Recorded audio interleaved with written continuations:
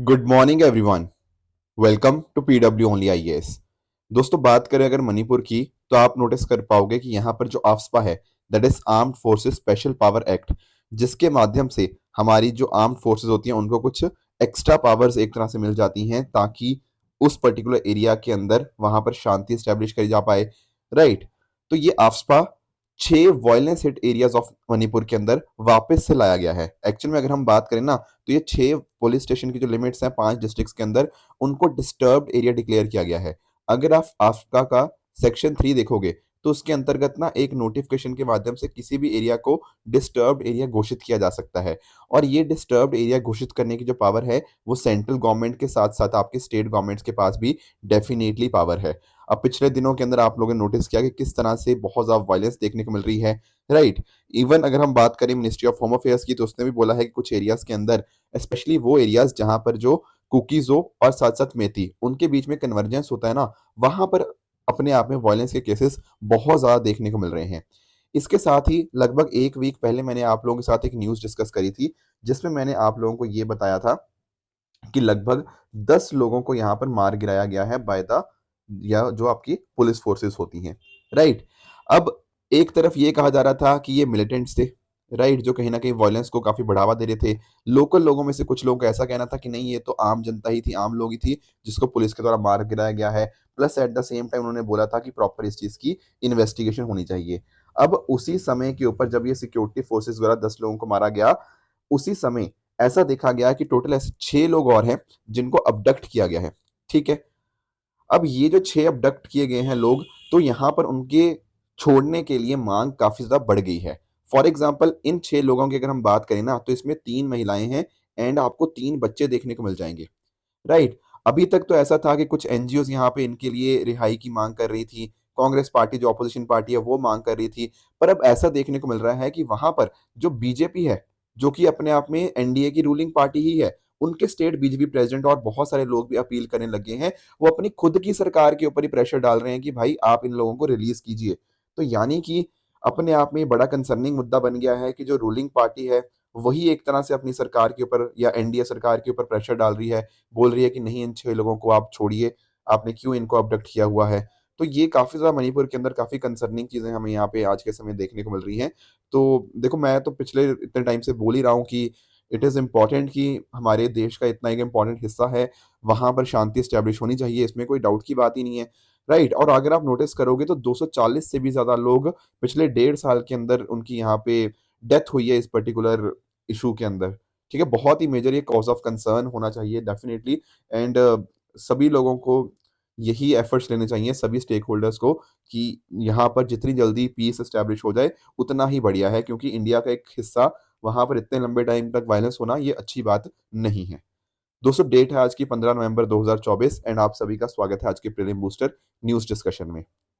पहला जो हमें टॉपिक डिस्कस करना है वो है चलो इंडिया कैंपेन के बारे में। देखो, मिनिस्ट्री ऑफ टूरिज्म यहाँ पर चलो इंडिया कैंपेन को लॉन्च करने जा रही है वर्ल्ड ट्रेड मार्ट लंदन उसके साइडलाइंस के ऊपर। थोड़ा सा इस चीज को अंडरस्टैंड करते हैं कि आखिर ये चलो इंडिया कैंपेन है क्या। देखो, जैसे कोई ओसीआई होता है, ओसीआई कार्ड होल्डर आप समझते होंगे। चलो एक काम करता हूँ, पहले आपको ओसीआई समझा देता हूँ। देखो, पहले पता क्या होता था? पहले दो चीजें होती थी, एक होता था पर्सन ऑफ इंडियन ओरिजिन और साथ साथ ओवरसीज सिटीजन ऑफ इंडिया। फिर 2015 के अंदर सरकार ने दोनों को कंबाइन कर दिया, तो आज के समय एक सिंगल स्कीम ही इसकी रिगार्डिंग चल रही है। अब यहाँ पर ना कुछ लोगों को एलिजिबल होते हैं जो कि ओसीआई हो सकते हैं। जैसे फॉर एग्जांपल, कोई ऐसा पर्सन है जो आज के समय तो फॉरेन नेशनल है, पर वो कभी ना कभी 26 जनवरी 1950 के बाद इंडिया का सिटीजन रहा है या उस समय था 26 जनवरी 1950 को। साथ ही साथ कोई ऐसा पर्सन हो सकता है जिसे कहीं ना कहीं जो पेरेंट्स हैं वो इंडियन सिटीजन रहे हों, या उनका एक पेरेंट इंडियन सिटीजन रहा हो एंड वो खुद माइनर चाइल्ड हो। इसके साथ ही साथ अगर हम बात करें, इंडिया ने अगर कोई ऐसी पार्ट था जो कि कोई टेरिटरी को बिलोंग करता था, कोई फॉरेन नेशनल जो कि इंडिया की टेरिटरी बन गई हमारी आज़ादी के बाद। इसके साथ ही साथ कोई ऐसा फॉरेन नेशनल जो किसी ना किसी आपके किसी सिटीजन का, ओसीआई का कोई ना कोई चाइल्ड या ग्रैंड चाइल्ड या ग्रेट ग्रैंड चाइल्ड है, उसको ओसीआई सिटीजनशिप मिल सकती है। Plus at the same time आप नोटिस कर पाओगे वो फॉरेन नेशनल्स ओसीआई के लिए अप्लाई नहीं कर सकते जो मान लो टूरिस्ट वीजा, मिशनरी वीजा या माउंटेनिंग वीजा के लिए हो, वो अप्लाई नहीं कर सकते। इसके अलावा बाकी कंडीशन मैंने सारी आप लोगों के साथ डिस्कस करी। अब इन ओसीआई को ना कुछ बेनिफिट्स दिए जाते हैं। आप पूछें किस तरह के बेनिफिट्स? जैसे फॉर एग्जांपल, वो इंडिया के अंदर इनडेफिनिट जितने मर्जी टाइम के लिए चाहें रह सकते हैं, काम कर सकते हैं, कोई दिक्कत नहीं है। एक तरह से लाइफ टाइम वीज़ा होता है, multiple entry and different different purposes के लिए वो इंडिया के विजिट कर सकते हैं, कोई दिक्कत वाली बात नहीं है। साथ ही साथ कितने टाइम के लिए रह रहे हैं, इसके लिए उनको पुलिस के लिए कोई रिपोर्ट नहीं करना पड़ेगा। साथ में ही आप नोटिस कर पाओगे वो ज़मीन भी यहाँ पर खरीद सकते हैं और बाकी इन्वेस्टमेंट भी इंडिया के अंदर कर सकते हैं। तो डेफिनेटली ओसीआई को बहुत सारे बेनिफिट्स दिए जाते हैं। अब ओसीआई के देखो जब वो दूसरे देशों में रहते हैं तो उनके कुछ दोस्त भी होंगे, राइट? तो यहाँ पर ना ओसीआई कार्ड होल्डर वाले क्या कर सकते हैं, 5 फॉरेन नेशनल्स को वो यहाँ पर नॉमिनेट कर सकते हैं। एक पोर्टल बनाया गया है उसके लिए। इस पर्टिकुलर पोर्टल के ऊपर वो अपने 5 दोस्तों को, फॉरेन नेशनल्स को नॉमिनेट करेंगे, जो भारत में आएँगे। भारत क्यों आएँगे? भारत घूमने के लिए आएँगे। हम चाहते हैं कि ज़्यादा से ज़्यादा बाहर के लोग इंडिया में घूमने के आएँ, तो ओसीआई वाले जो के 5 दोस्त होंगे, उनको ये बेनिफिट मिलेगा कि बिना उनको कोई वीज़ा की यहाँ पे रिक्वायरमेंट, बेसिकली उनको फ्री में वीज़ा मिलेगा। वीज़ा तो चाहिए, पर फ्री में वीज़ा मिल जाएगा किनको? जो कि डायस्पोरा मेंबर्स के दोस्त होंगे। तो इस पर्टिकुलर पोर्टल के माध्यम से हम चाहते हैं कि फॉरेन नेशनल्स इंडिया आएँ, इसीलिए इस कैंपेन का नाम क्या रखा गया है, चलो इंडिया कैंपेन। तो ये जो ओसीआई कार्ड होल्डर होगा उसको एक स्पेशल पोर्टल पे रजिस्टर कराना होगा, अपने दोस्तों की डिटेल्स देनी होगी जो 5 दोस्त हैं, राइट? एंड इस तरह से वो फॉरेन नेशनल्स इंडिया आ सकते हैं। तो 1 लाख इस तरह से हम चाहते हैं कि फॉरेन नेशनल्स इंडिया आए, इस पर्टिकुलर स्कीम के माध्यम से, चलो इंडिया कैंपेन। तो इस साल का अगर हमारा जो वर्ल्ड ट्रैवल मार्ट लंदन में है ना, इसका जो पवेलियन है, इंडियन पवेलियन है, वहाँ पर जो फ़ोकस है, that is on MICE tourism. MICE का अर्थ क्या होता है? Meeting, incentive, conference and exhibition, right? जैसे आप लोग देखते नहीं हो, जैसे दिल्ली की भी अगर हम बात करें तो आपको दिल्ली में भी आपको देखने को मिल जाएगा, राइट? जैसे बहुत सारी जगह के ऊपर जैसे प्रगति मैदान है, प्रगति मैदान में भी आप नोटिस कर पाओगे बहुत बड़े बड़े एग्जीबिशंस लगते हैं। इसी तरह से जब G20 की मीटिंग हुई थी तो बहुत सारे लोग दुनिया भर से आए थे। आईपीएल का ऑक्शन होता है, राइट? तो ये बड़े बड़े इस तरह के जो इवेंट्स होते हैं, ये भी हमारे टूरिज्म का बहुत इंपॉर्टेंट पार्ट बनते हैं। तो माइस टूरिज्म के ऊपर हमारा फोकस है। उसके अलावा महाकुंभ जो मेला डेफिनेटली होने जा रहा है, एंड साथ साथ जो वेडिंग टूरिज्म है, इसके ऊपर हमारा जो फोकस रहेगा इस बार के इंडियन पवेलियन का। तो ये चीज़ें भी आपको यहाँ पे पता होनी चाहिए। आगे बढ़ते हैं अगले टॉपिक की तरफ, that is WIPO indicators 2024 report. थोड़ा समझते हैं। देखो आप लोगों को ना वर्ल्ड इंटेलेक्चुअल प्रॉपर्टी ऑर्गेनाइजेशन वीपो के बारे में पता होगा। कई बार हम लोगों ने वीपो के बारे में काफी बार डिस्कशन भी करी है प्रीलिम बूस्टर के अंदर ही। अब वीपो का काम क्या रहता है, आप जानते होंगे। वीपो डेफिनेटली एक बहुत इंपॉर्टेंट संस्था बन जाती है जो कि दुनिया भर में इंटेलेक्चुअल प्रॉपर्टी के प्रमोट करती है। मतलब जैसे फॉर एग्जांपल इनोवेशन के लिए आपका पेटेंट हो गया, कॉपीराइट्स हो गया, राइट? आपके ट्रेडमार्क्स हो गया, आपके इंडस्ट्रियल डिज़ाइन हो गया, ज्योग्राफिकल इंडिकेशन हो गया, राइट? उनके रिगार्डिंग यहाँ पर कि कैसे हम कहीं न कहीं और आगे बढ़ पाएँ, ठीक है? इनोवेशन, क्रिएटिविटी को कैसे बेनिफिट मिल पाए, उसके रिगार्डिंग डिफरेंट डिफरेंट काम आपकी वीपो के द्वारा किए जाते हैं। इनफैक्ट ना ये जो वीपो है, ये आपकी यूएन की ही, यूनाइटेड नेशन की ही आपको स्पेशलाइज़्ड एजेंसी देखने को मिल जाती है। इसके हेडक्वार्टर आपको जिनेवा, स्विट्ज़रलैंड के अंदर देखने को मिलेंगे, राइट? अब इस वीपो के द्वारा एक रिपोर्ट निकाली जाती है, क्या है उसका नाम? उसका नाम है वर्ल्ड इंटेलेक्चुअल प्रॉपर्टी रिपोर्ट, ठीक है? जैसे नाम क्या है? वर्ल्ड इंटेलेक्चुअल प्रॉपर्टी ऑर्गेनाइजेशन, उसी की रिपोर्ट है वर्ल्ड इंटेलेक्चुअल प्रॉपर्टी रिपोर्ट। ये हर साल हमें यहाँ पे देखने को मिल जाती है। इनोवेशन के अंदर क्या-क्या नया हुआ है, क्या-क्या नए-नए ट्रेंड्स हैं, वो सारी चीज़ें यहाँ पर ये रिपोर्ट के द्वारा बताई जाती हैं।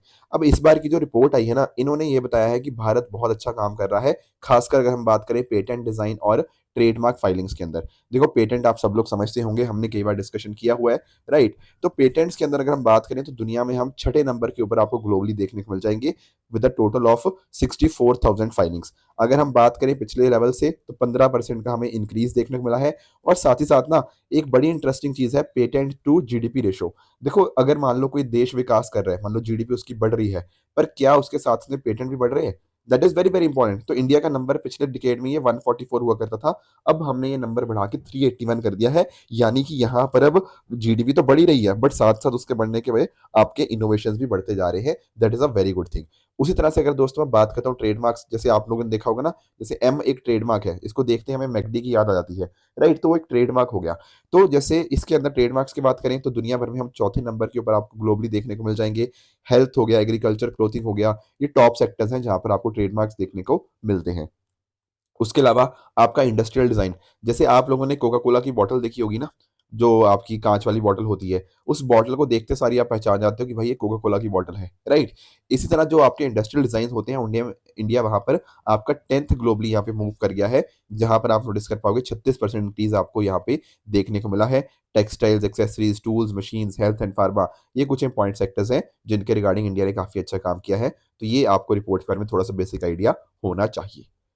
आगे बढ़ते हैं, आगे थोड़ा सा जवाहरलाल नेहरू जी के बारे में डिस्कस कर लेते हैं। कल हमने जैसा देखा कि कल 14 नवंबर थी, तो चिल्ड्रंस डे था कल। अब उसी उपलक्ष्य के अंदर ना एक यहाँ पर आपको जवाहरलाल नेहरू मेमोरियल फंड देखने को मिलेगा, जेएनएफएफ। इनके द्वारा यहाँ पे बताया गया कि अगला साल जो होगा ना, जब 14 नवंबर 2025 आएगा, तो उस समय जवाहरलाल नेहरू जी के बहुत इंपॉर्टेंट जो वर्क्स हैं, हालांकि वो अनपब्लिश्ड हैं, उनको यहाँ पर हम और आगे लेकर आएंगे। कुछ ऐसे जवाहरलाल नेहरू जी के वर्क्स हैं, उनके लिटरेरी वर्क्स हैं, जो कि ज्यादा पॉपुलराइज नहीं हो पाए, उनको अगले साल 14 नवंबर 2025 में यहाँ पे लॉन्च किया जाएगा। जैसे फॉर एग्जाम्पल अगर हम बात करें, all 100 volumes of selected works of Jawaharlal Nehru ji, letters to chief minister हो गया, ठीक है, काफी सारे तो पॉपुलर हैं इसमें, नो डाउट अबाउट इट। पर इसके अलावा भी इनकी अलग अलग स्पीचेस हो गया, ठीक है, उनको भी यहाँ पे अगले साल यहाँ पे पब्लिश किया जाएगा। तो ये जवाहरलाल नेहरू मेमोरियल फंड था, इसको 1964 में यहाँ पे एस्टेब्लिश किया गया था। तो ये बात आपको पता होनी चाहिए। मैं पहले इनके थोड़े वर्क्स आपको बता देता हूँ कि क्या क्या इनके इंपॉर्टेंट वर्क्स हैं। जैसे आप यहाँ पे नोटिस कर पाओगे, इनकी थोड़ी बुक्स के बारे में आप देखिएगा।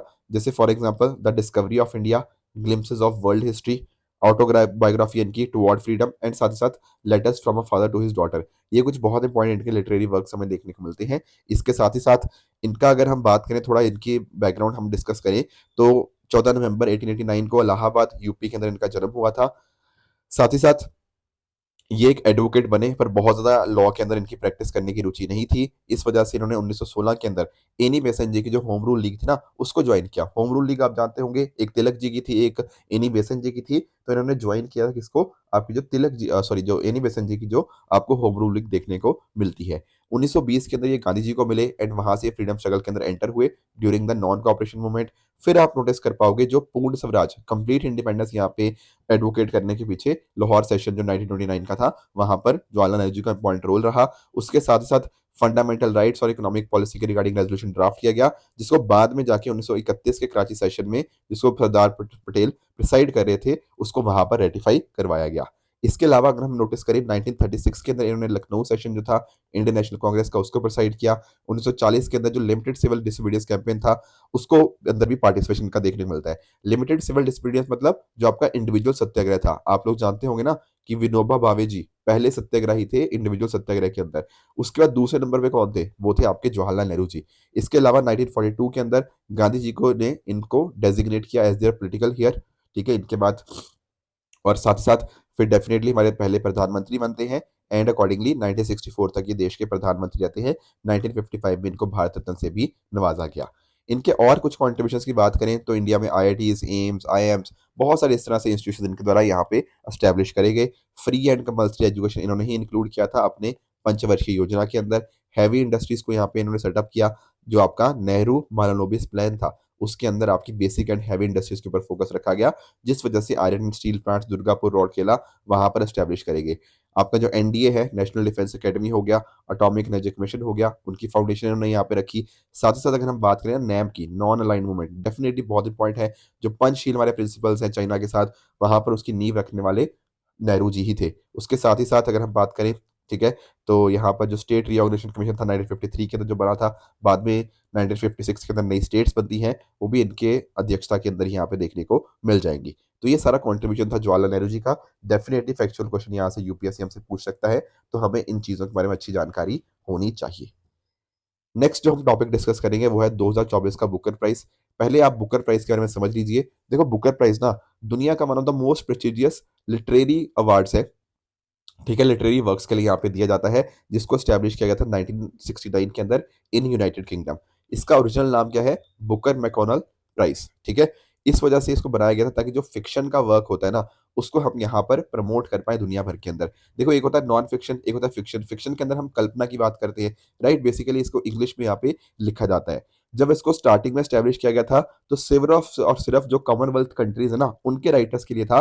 बट बाद में आज के समय कोई भी नेशनल हो, उसके लिए यहाँ पे पूरी तरह से ये ओपन है। कुछ कंडीशंस है, जो भी नॉवल यहाँ पे लिखी गई है वो इंग्लिश के अंदर ही ओरिजिनल वर्क होनी चाहिए, यहाँ पर ट्रांसलेशन नहीं इंक्लूड की जाती। Plus at the same time जो नॉवल होनी चाहिए ना, वो यूके या आयरलैंड यहाँ पर पब्लिश होनी चाहिए बाय अ रजिस्टर्ड आपका जो पब्लिशर होता है। ऐसा नहीं होना चाहिए कि आपने खुद इसको पब्लिश कर दिया है, उसको एक्सक्लूड कर दिया जाता है। तो जो भी यहाँ पे इसको जीतता है, उसको यहाँ पर 50,000 पाउंड का यहाँ पे अवार्ड यहाँ पे दिया जाता है। अभी इस साल का जो अवार्ड है ना वो मिला है ब्रिटिश ऑथर समांथा हार्वी जी को। इन्होंने यहाँ पर जो इनकी नॉवल थी ऑर्बिटल, उसके लिए यहाँ पे उनको अवार्ड मिला। दरअसल में ना ये जो ऑर्बिटल नॉवल है, ये बड़ी इंटरेस्टिंग नॉवल आपको देखने को मिल जाएगी, क्योंकि यहाँ पर जब 2020 के अंदर हमें लॉकडाउन देखने को मिला ना, तो वहां पर लॉकडाउन के अंदर इंटरनेशनल स्पेस स्टेशन के पर्सपेक्टिव से उसको बताया गया है। जैसे फॉर एग्जांपल कि यहाँ पर जो पूरी की पूरी कहानी है वो इंटरनेशनल स्पेस स्टेशन में लिखी गई है। वहां से जो आपके ग्रुप ऑफ एस्ट्रोनॉट्स होते हैं, वो अलग अलग हमारे जो प्लेनेट को ऑर्बिट करते हैं, तो एक बड़ा ही यूनिक पर्सपेक्टिव देते हैं धरती के बारे में, ठीक है, जब लॉकडाउन लगा हुआ था। तो डेफिनेटली ये कविताएं इसके अंदर भी लिखी गई हैं, एंड उसी चीज को यहाँ पर एक नॉवल की फॉर्म में यहाँ पे पेश किया गया है। तो बहुत ही थॉट प्रोवोकिंग एक्सप्लोरेशन यहाँ पे देखने को मिल जाती है कि इंसान का धरती और कॉस्मोस का क्या कनेक्शन है, वो यहाँ पर ये ऑर्बिटल बुक आपको यहाँ पे बताती है। ठीक है दोस्तों, राइट। तो आप एक चीज और नोटिस करो कि बहुत सारे इंडियंस भी ऐसे हैं जिनको यहाँ पर ये अवार्ड मिला है। जैसे फॉर एग्जांपल आप नोटिस कर पाओगे सलमान रश्दी जी को मिडनाइट चिल्ड्रन हो गया, अरुंधति राय को the god of small things, Kiran Desai ji को the inheritance of loss, Arvind Adiga the white tiger, Salman Rushdie को फिर से मिडनाइट चिल्ड्रन, ठीक है, ये पहले ही है बेसिकली, ठीक है, ठीक है, बुकस 50th एनिवर्सरी। और इसके अलावा गीतांजलि श्री को यहाँ पर टॉम्ब ऑफ साइड, इसके लिए भी यहाँ पे ये आपका Nobel sorry Indian Booker prize यहाँ पे आपको देखने को मिल जाएगा। आगे बढ़ते हैं, अगला हमारा टॉपिक है sea ranching and artificial reef project. इसको यहाँ पे हम अंडरस्टैंड करने की कोशिश करते हैं। दोनों का मीनिंग समझो, आर्टिफिशियल रीफ का भी और सी रेंचिंग का भी। देखो एक्चुअली पता क्या होता है, कई बार ना हम किसी चीज को, जैसे फॉर एग्जाम्पल मछली है, हो सकता है ना एक मछली को हम पहले एक अलग एरिया के अंदर वहां पे उसको ब्रीड करवाया जाए, राइट, एंड फिर वहां पे उसको थोड़ा रेयरिंग करा जाए, फिर बाद में उसको जाके सी या ओशन के अंदर छोड़ दिया जाए। मछली को कहने का मतलब क्या, पहले अलग से आपने आर्टिफिशियल तरह से उसको ब्रीड करवाया, ठीक है, फिर रीयरिंग करी उसकी, राइट, फिर बाद में जाके उसको जाके आपने सी या ओशन के अंदर इस तरह से छोड़ दिया। इसको बोलते हैं सी रेंचिंग, ठीक है। और जब मैं बात करता हूँ ना आर्टिफिशियल रीफ की, तो आर्टिफिशियल रीफ का अर्थ ये होता है कि आपने ना एक घर बना दिया इनके लिए। घर बना दिया मतलब एक स्ट्रक्चर बना दिया, उस स्ट्रक्चर के अंदर कहीं न कहीं उनके रहने के लिए उनके हैबिटेट प्रॉपर आपने प्रोवाइड कर दिया, ताकि उनकी प्रोडक्टिविटी यहाँ पे बढ़ पाए, अच्छे से उनका जो सिस्टम है, बहुत सारा आपका सिस्टम अच्छे से रिस्टोर हो पाए। उसके लिए यहाँ पे आपकी आर्टिफिशियल रीफ्स यहाँ पे बनाई जाती हैं। तो इसी वजह से उनके इकोसिस्टम को यहाँ पे रिस्टोर करने के लिए हम ये सारी चीज़ें करते हैं। इससे फिश प्रोडक्शन यहाँ पे डेफिनिटली इंक्रीज़ होता है, उनको डेफिनिटली इको टूरिज़्म हो गया, ठीक है? वो भी बेनिफिट्स हैं, लोग देखने भी यहाँ पे आते हैं। हैबिटेट क्रिएट हो जाता है, एक तरह से उनके रहने की जो पॉसिबिलिटी है, उनकी आगे ब्रीड करने की पॉसिबिलिटीज़ हैं, वो और बढ़ती रहती हैं। जैसे फॉर एग्ज़ाम्पल इंडिया के अंदर भी इस तरह के आपके आर्टिफिशियल घर बनाए जाते हैं, पर आपके दुबई के अंदर काफ़ी सारे इस तरह के आपको घर इस तरह से देखने को मिल जाएँगे, जो कि आपके 3D प्रिंटेड भी होते हैं। तो यानी कि फिशेज़ के लिए एक तरह से आर्टिफिशियल आपने घर बना दिया, ताकि वो अपने आप को अच्छे से उनका हैबिटेट मिल जाए एंड उनकी इकोलॉजिकल कंडीशन इंप्रूव हो जाए। इसी को बोलते हैं आर्टिफिशियल रीफ। अब यहाँ पर क्या किया जा रहा है ना, यहाँ पर हम चाहते हैं कि फिशिंग के नंबर्स यहाँ पे बढ़े। इसी वजह से 20,000 पम्पोनो फिश, ठीक है, छोटी फिशेस को फिंगरलिंग्स बोलते हैं, 20,000 ऐसी छोटी फिशेस को हमने यहाँ पे रिलीज किया है। कहाँ पर, विजनम, आपका केरला के अंदर, वहां पर इनको यहाँ पे रिलीज किया गया है as a part of artificial reef and sea ranching project. तो इसके माध्यम से इनका नंबर्स यहाँ पे इंक्रीज होंगे, क्योंकि आज हम बात करें ना, थोड़े नंबर्स इनके नीचे गिर रहे हैं बिकॉज ऑफ या तो ओवर फिशिंग करी जा रही है, या फिर ऑन द अदर हैंड अगर हम बात करें तो इन्वायरमेंट चेंज भी हो रहा है। कई बार आपका ऑयल लीकेज हो गया, उस वजह से भी कहीं न कहीं जो आपकी मछलियाँ हैं उनको दिक्कत आती थी। तो इन दिक्कतों को सॉल्व करने के लिए हमने ये चीज़ यहाँ पे स्टार्ट करी है। तो 20 साल इस तरह से मछलियों को रिलीज़ किया जा रहा है लगभग 1.5 नॉटिकल माइल्स आपके कोस्ट से। इसके अलावा अगर हम बात करें, तो आप नोटिस कर पाओगे जो नेशनल फिशरीज डेवलपमेंट बोर्ड है ना, 3 करोड़ का यहाँ पे प्रोजेक्ट यहाँ पे इनके लिए यहाँ पे रन किया जा रहा है। बेसिकली मार्च के अंदर इसको अप्रूव किया गया था, इसको यहाँ पे अकॉर्डिंगली रन किया जा रहा है। सी रेंचिंग का मैंने आपको बता दिया किस तरह से उनको रिलीज किया जाता है, तो गवर्नमेंट रेडी आपको प्रोग्राम देखने को मिल जाएगा। आर्टिफिशियल रीफ्स के बारे में भी हमने समझ लिया। अभी जो मछलियां है ना, सिल्वर पॉम्पानो, इसके बारे में थोड़ा सा अंडरस्टैंड कर लेते हैं, कौन सी मछली है जिसको यहाँ पे रिलीज किया जा रहा है।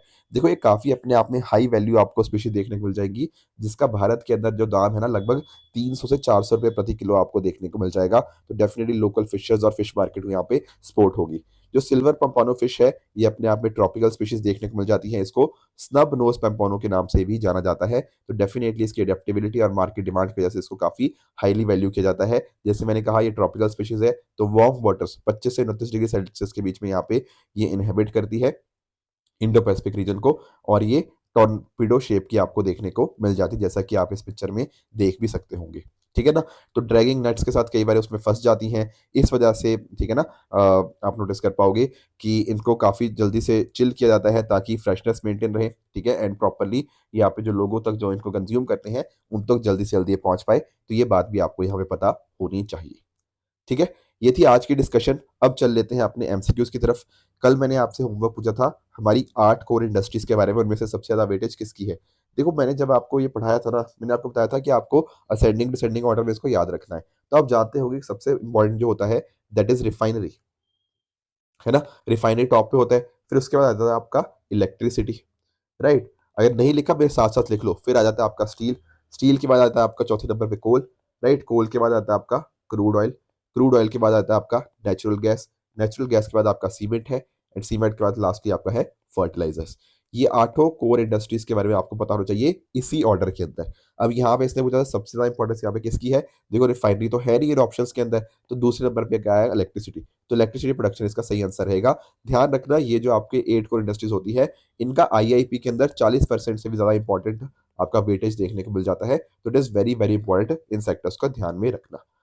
दूसरा मैंने आपको क्वेश्चन पूछा था किसान क्रेडिट कार्ड स्कीम के बारे में। देखो, यहाँ पे बात करेंगे शॉर्ट टर्म क्रेडिट सपोर्ट की। ये क्वेश्चन मैंने पहले भी एक बार कराया था। यहाँ पे क्योंकि बात है ना शॉर्ट टर्म क्रेडिट की, तो शॉर्ट टर्म क्रेडिट किन-किन पर्पज़ के लिए दिया जा सकता है?